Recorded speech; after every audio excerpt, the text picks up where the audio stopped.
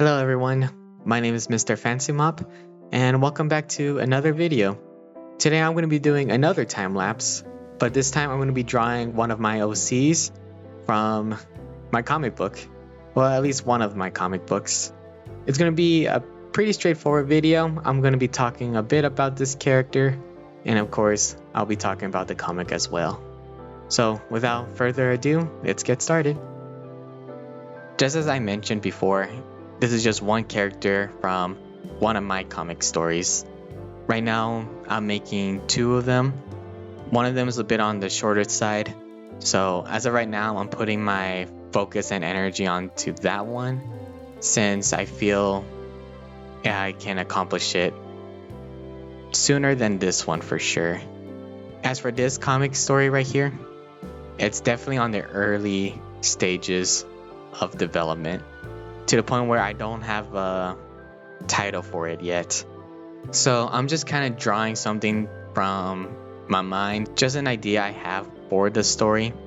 I figured it would be a good way to get the vibe of what the story is going to be, or at least what this character is going to be in the story. And then of course, because of its early stages, the ideas I have right now may not stick in the final development, so it's just a nice way for me to let out those ideas and then later on change what I feel is necessary. In fact, I started over from the very beginning when it came to writing the plot, because I felt the vibe I was going for wasn't what I wanted anymore. My vibe that I had for this story was actually being applied to the one I'm making now, the short story one. And so the plot that I made for this comic book, the characters, and pretty much almost a beginning, middle, and end, I just completely scrapped it. It was kind of giving that vibes I was trying to portray into this comic, and I just didn't feel like it was something interesting anymore for this comic that I'm talking about right now. So yeah, I kind of started over, and it's for the best, honestly. It kind of gives me something new to work with, kind of coming up with fresh new ideas and something to make it a little bit more fun. So for example, the way this comic book was originally supposed to be was a sci-fi setting of a different planet with a massive city, and just kind of being overtaken by a corrupt figurehead, I suppose. Even then, I was still a little bit iffy on that plotline, but the main thing was that you have this character who kind of goes through this series of actions to help her dad, and in the end, it becomes this massive, kind of like Star Wars thing where you're trying to take down the greater power of the government and just make it a little bit serious, I suppose. It was a little bit of that serious tone. But now this time, I just wanted to do something a lot more fun, where it's still a sci-fi setting in the future and all of these crazy technology. So when starting over, I had to do something, like I said earlier. I wanted something more fun, a little bit more exciting for not just me to draw or write, but something for readers can enjoy as well.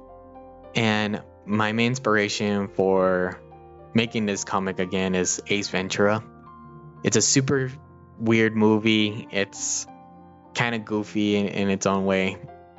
And overall, I don't really like the movie that much, honestly, but I did like the concept where you have Jim Carrey being an animal lover. He's super weird, but he does something respectable, right? He does something that is he does something that we consider him to be a good guy for. And I kind of like the concept of just being a story of kind of like rescuing animals in weird ways. So for this example, the character here, he lives in South or Central America, not sure which part yet, and he's going to be living in areas where there's a lot of forest, there's going to be a lot of rivers and wetlands, alongside with cities and towns, which, since being sci-fi, obviously is going to have to be exaggerated on how those cities will look like in the future. So this is where the inspiration from the movie comes in. In Ace Ventura, you see how he kind of like goes out of his way to help this gorilla in the jungle. I don't remember the movie that well, honestly, but I kind of want to incorporate that into my world, where we have this like organization of animal detectives.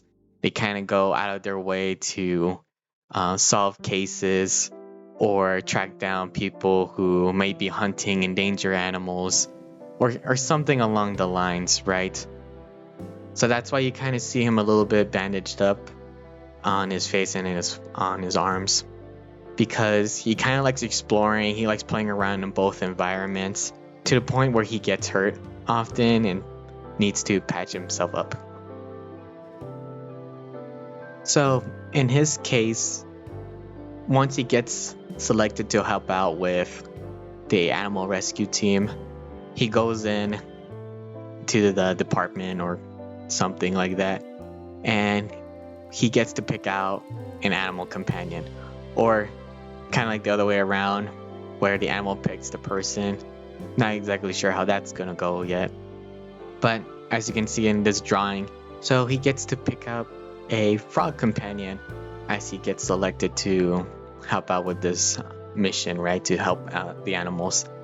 But once he gets to have this frog companion, he gains an ability that will help him along his journey, right?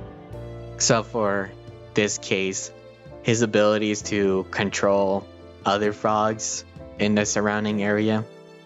Kind of like a little bit of a, I don't want to say mind control, but he does command the frogs, right? No matter what situation he's in, if there's a frog nearby, he'll summon. I know it sounds a little weird, like, well, what's a frog gonna do, you know? But no, that is a good point. But we'll wait and see what happens, right? So these characters go out, do their job to help rescue animals who are being poached or abused or something like that. But each character has an animal companion.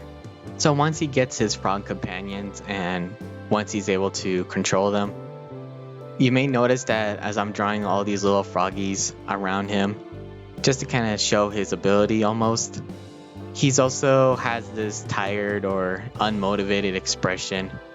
And that's because I made it in the story where he didn't realize that frogs are nocturnal.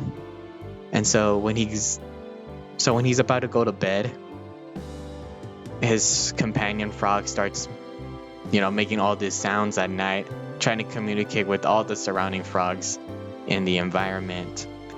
And once those surrounding frogs hear, they just make noise all night long, and it just keeps them awake at night. So that's why he looks super unmotivated. He just doesn't want to deal with the day almost.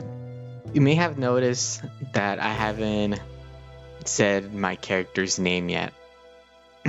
And that's mainly because I don't have one. Yep, the whole time I was drawing him, I was thinking about his little story, where he lives, and how he gets his little frog companion. But I have not given him a name. Literally all this time, even my files, I've been just calling him Frog Dude. So yeah, that's the best I got. So yeah, if you guys have any ideas, feel free just to leave them in the comments. I know if I ask my wife, she'll come up with a good amount of names. Usually whenever I try to shoot names at her, she always thinks they're kind of dumb or generic. All I'm saying is that I don't think the name Bob is the best for this guy, okay? But to me, they're pretty practical and it just gets the point across. If any of you guys have an idea too, just let me know. So the funny thing is, this character I'm drawing right here is not the main character, but I'm making another character that tells the story in her own point of view. The main plot for this story is that this girl finds her dad as an octopus, right? So it's a dynamic where she and her father doesn't really get along with each other, and he's a scientist. One day, she comes home from school and finds her dad as an octopus. And as she asks, "Well, hey, what's going on?" he explains that someone came to his lab and made him this way. And so now they're trying to figure out who was the culprit, who's the one who made her dad into an octopus. So yeah, that's pretty much the main plot. She's just trying to get her dad back into a human, and the way to do it is they sneak their way into the animal rescue force, so that way they can track down who was the real cause of this. So as they go on to their adventures and solve mysteries, they get to figure out who the real villain is behind all of this. And of course, as time goes on, I'll refine the story. I'm going to show off more of the characters. When that happens, it's going to be pretty different, I feel like, but overall, it's going to pretty much stay the same in terms of the concept I'm going for. But yeah, just keep an eye out for that. It's going to be a lot of work for sure. Got to do a lot of the outlining, the scripting, the plotting, and not to even mention the drawing. Yep, I'm just about to wrap up this drawing now. If you really enjoyed this video, please consider subscribing, giving this video a like, and stay tuned for more upcoming videos. I got a couple of things in mind that I would like to do just to make this channel a bit more interesting. But in the meantime, just continue to be you. Yeah. But anyway, thank you guys so much for watching this video, and I'll see you next time. Take care.